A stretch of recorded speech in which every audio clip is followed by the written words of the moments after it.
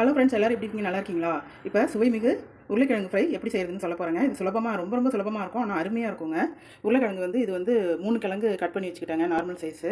தாளிக்கிறதுக்கு சோம்பு தூள் ஒரு 1/4 டீஸ்பூன், சின்ன வெங்காயம் இந்த அளவு கட் பண்ணி வச்சுருக்கிறேன், 1 ஸ்பூன் மிளகாய்த்தூள், தனி மிளகாய்த்தூள், 1/2 ஸ்பூன் மஞ்சள் தூள். நான் வறுவல் எல்லாமே செகண்ட் நல்லெண்ணெயில் தாங்க செய்வேன். பொரியல் ஆயிலில் செய்யணும். ஃப்ரை பண்ணுறதெல்லாம் நல்லெண்ணெயில் செஞ்சிங்கன்னா சூப்பராக இருக்கும். இப்போ சோம்பு போட்டு பொன்னிறமாக ஆகட்டும். இது பொன்னிறமாக வெங்காயம் வறுத்துங்க. மஞ்சள் போட்டுக்கலாம், மிளகாய் தூள் போட்டுக்கலாம்.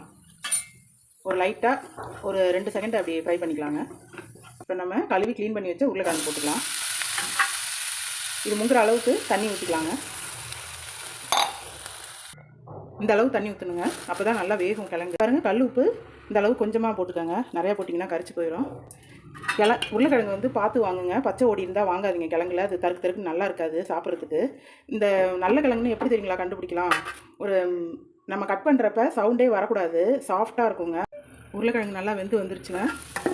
பாருங்கள், இது நல்லா ஃப்ரை பண்ணணும். இந்த வீடியோ உங்களுக்கு பிடிச்சிருந்தா லைக் பண்ணுங்கள், ஷேர் பண்ணுங்கள், கமெண்ட் பண்ணுங்கள், சப்ஸ்கிரைப் பண்ணுங்கள்.